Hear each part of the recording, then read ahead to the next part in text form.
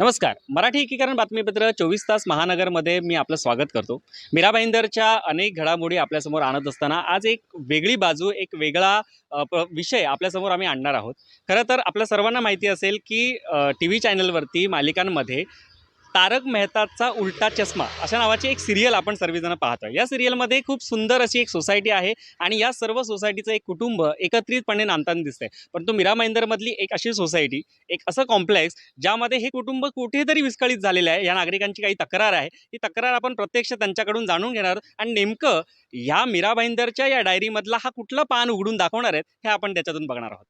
ये जो बिल्डिंग है आप पीछे देख रहे हैं, इसमें बाउंड्री बनाई गई थी जिसमें कि बिल्डिंग की पेरीफेरी क्रॉस करके रोड तक आया गया था, जिसमें प्रॉब्लम ये हो रहा था कि यहाँ से दो दो बसेस निकलती है स्कूल की, किसी भी वक्त उसका एक्सीडेंट होने का खतरा था, जिसके बारे में मैंने मेरे एनजीओ के थ्रू मीरा भाईंदर महानगर पालिका में राइटिंग में कंप्लेन किया। तो यहाँ पे इंस्पेक्शन के लिए कुसेकर साहब आए। उस वक्त माधव कुसेकर साहब यहाँ पे कमिश्नर थे, वो यहाँ पे आए और मुझे फ़ोन करके नीचे बुलाया और मैंने उनको दिखाया कि साहब ये देखिए क्या हुआ पड़ा है। तब उन्होंने भी बोला कि ये लोग जो हैं ये तो पेरीफेरी क्रॉस करके रोड तक आ गए हैं। उन्होंने इस बिल्डिंग के वॉचमैन के थ्रू मैसेज भेजा, सेक्रेटरी, चेयरमैन और ट्रेजरर को नीचे बुलाओ। कोई आया नहीं क्योंकि कोई वॉचमैन का बोलना था कि वो घर पे नहीं है। तब कुसेकर साहब ने उसको बोला कि वो आएंगे तो उनको बता देना कि ये अपने आप तोड़ देंगे तो अच्छा है, मैं तोड़ूंगा तो मैं केस बनाऊंगा। हाँ, जब इन्होंने नहीं तोड़ा तो म्युनिसिपैलिटी ने आके उसको तोड़ा। आप ये देख रहे हैं जो जालियां लगी हुई हैं, ये जालियां भी जो थी ये मेंबर सोसाइटी के पैसे से केजेस बनाए गए थे जिसके अंदर की डस्टबिन रखे जाते थे। किसी भी मेंबर सोसाइटी को पूछे बिना इस आदमी ने इसको डिसमेंटल कराया और अपनी बिल्डिंग के सामने बाउंड्री बना दी और उसमें एक दरवाजा लगाया। आप देखेंगे उसमें एक दरवाजा है जिस पे ताला लगा के रखता था वो, और खुद उसने इसको ऑफिस बनाया था, यहाँ बैठता था। उसके यहाँ बैठने का जो भी कारण था वो एक पर्सनल कारण था जिस पे हम लोग नहीं जाएंगे। ये जबरदस्ती हम लोगों को उसका ताला तोड़वाना पड़ा। यहाँ पर क्या था सर, मैं आपको बोलता हूँ कि एंटायर जहांगीर कॉम्प्लेक्स के अंदर बिल्डर ने काफ़ी जो है तुम्हारा प्रॉब्लम खड़ा करके रखा था। यहाँ तक कि मैं आपको बोलता हूँ कि ये जितने स्टिल्ट पार्किंग देख रहे हैं ना आप, ये स्टिल्ट पार्किंग में किसी को भी जो है तुम्हारा अपना गाड़ी जो है तुम्हारा अलाउ नहीं करता था।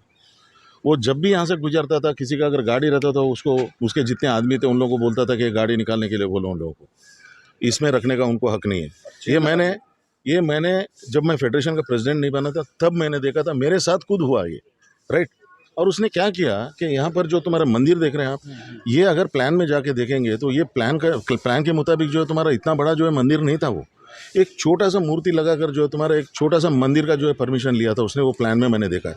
इतना विशाल मंदिर बांधने के बाद इसके बारे में हम लोगों ने ऑब्जेक्शन लिया कि इतना बड़ा मंदिर तो तुमने बांधे हो, लेकिन तुम कौन से हिसाब से बांधे हो। और ये हमारे मतलब कॉम्प्लेक्स के बीच में काफ़ी जो है तुम्हारे बाहर के भी लोग आते हैं, यहाँ पर सिक्योरिटी का भी जो है तुम्हारा प्रॉब्लम हो रहा है। तो बोले नहीं ये तो मैं आप लोगों के लिए बनाया हूँ। मैं बोला हमारे लिए बनाया, लेकिन हमारे लिए तो प्रॉब्लम हो रहा है। बहुत दिनों से देख रहे हैं मीरा भाईंदर डायरी, मीरा भाईंदर डायरी। तो मैंने बोला कि हम लोग भी एक जरा दिखाएं कि मीरा भाईंदर की काली डायरी क्या है, वो भी देखिए आप लोग। इसने सोसाइटी का जो है तुम्हारा फॉर्मेशन के टाइम पे सारे मेंबर लोगों के साथ जो है तुम्हारा पैसा लिया और कोई भी सोसाइटी को इसने हैंड ओवर नहीं किया।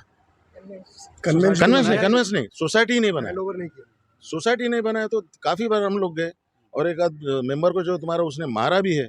तेरा हिम्मत कैसा होता है मेरे से इधर आके मांगने का। फिर हम लोगों ने बोला कि ये अभी ऐसा हो नहीं सकता है, कोर्ट के थ्रू ही जाना पड़ेगा, क्योंकि सारे के कम से कम 18 बिल्डिंगों में से 13 बिल्डिंग जो है तुम्हारा नॉन कोऑपरेशन में हमारा पैसा डाल के फिर हम लोगों ने रजिस्टर किया, जिसका पैसा आज तक देना है। नमस्कार, मी भावना मंडोगरा गंगोत्री बिल्डिंगचीच मेंबर आहे 2014 पासून।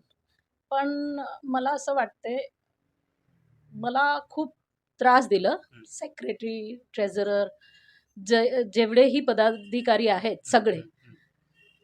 नंतर मी बघितलं हे चांगलं नाही आहे लोकांसाठी, सगळ्यांसाठी, फक्त माझ्यासाठी नाही, सगळ्यांसाठी चांगलं नाही आहे ते। नंतर मी कंप्लेन केली 75(5) ओव्हर ॲक्टिफिकेशन अकाउंट्सचा रिलेटेड आहेत, ती मी डेप्युटी रजिस्ट्रारला कंप्लेन केली 2015 पासून। आणि नंतर त्यांना मी जे काय प्रक्रिया असेल ते त्यांना डिबार करायला सांगितलं. फेडरेशनवर पण डिबार केला त्यांना 75-5मध्ये. तरीही ते पद घेऊन बसला गंगोत्री बिल्डिंगमध्ये. आणि लोक असं कमिटीचे जेवढे मेंबर आहेत त्यांना असं वाटतं तेच सगळं करू शकतात, दुसरं काही करू शकत नाही. मला असं वाटतंय लोकांना काय समजत नाही आहे, मुद्दाम करतात. लोकांना कुठेही तरी कसंही त्रास द्यायचा आहे, फक्त त्याचं मोटिव्ह मला असं वाटतंय सो चूहे खाके बिल्ली हज को चली, अशी स्थिती आहे तिकडे. मेरा ये मानना है कि जो कोई भी बोल रहा है कि एमबीएमसी के ऑफिसर्स, इंजीनियर्स, कमिश्नर, पुलिस सहित जो सब लोगों ने आकर ये कार्रवाई की है, अगर वो फॉल्स है, अगर वो गलत है, सब कुछ गलत तोड़ा है, तो ये सचमुच में बहुत ही बड़ा ये है, गूफ अप है। लेकिन अगर ये नहीं है, क्योंकि मैं ये मानने को तैयार नहीं हूँ कि इन लोग के पास में, एमबीएमसी के ऑफिसर, कमिश्नर के पास में कोई भी प्रूफ नहीं है और वो सडनली आकर सब कुछ तोड़ देंगे, तो ये पॉसिबल मुझे नहीं लग रहा है। लेकिन अगर ये ऐसा है तो ये बहुत बड़ा गूफ अप है। लेकिन अगर ये ऐसा नहीं है तो फिर ये मेरे हिसाब से फिर ये फॉल्स इन्फॉर्मेशन स्प्रेड की जा रही है कि पहले सब कुछ बराबर था और इन लोग ने आके ये सब कुछ तोड़ दिया है। ये मेरा मानना है। सर काय सांगाल, तुमच्या सोसायटीमध्ये एक काही दिवसांपूर्वी बातमी झाली होती आणि त्या बातमीमध्ये तुमच्या सोसायटीत झालेली कारवाई अनधिकृत आहे किंवा शासनाने केलेली कारवाई अन्यायकारक आहे, असं तुमच्या सोसायटीमध्ये स्वयंघोषित असलेल्या एका नेत्याने. तो नेता नाही आहे. नेता जे असतोय ना तो जन्मापासून येतोय. हा चमचा आहे, चमचा. हा लोकांचे चरणी जाऊन असा पडतोय.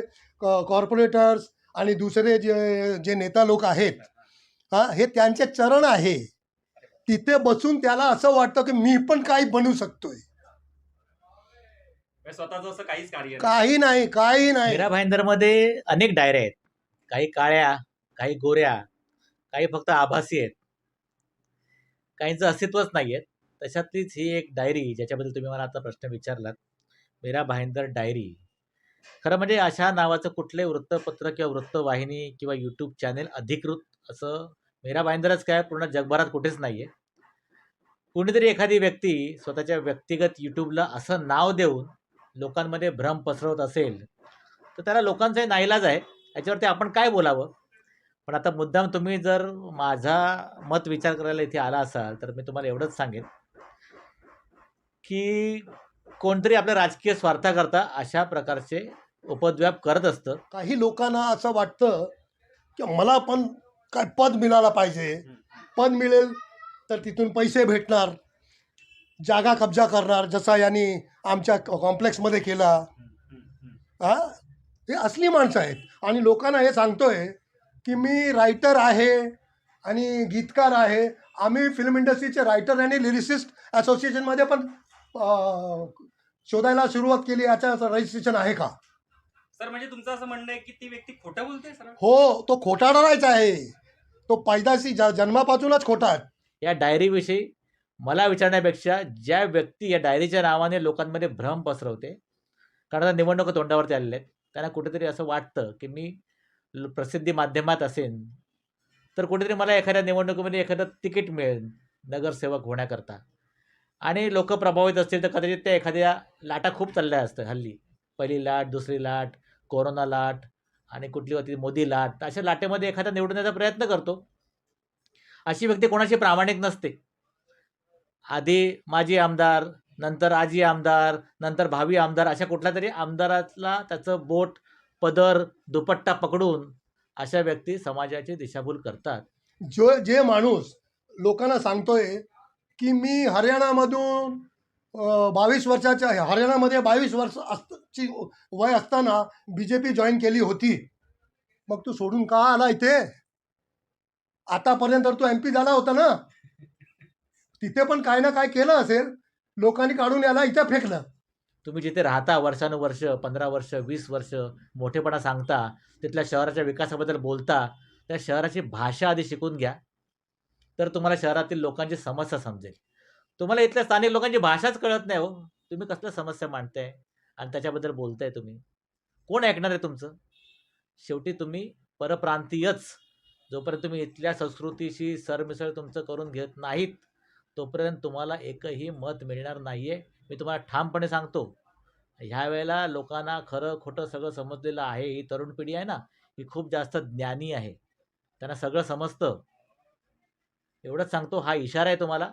ह्या सगळ्या तुमच्या खोट्या वाहिन्या, दिशाभूल करणारा प्रचार बंद करा.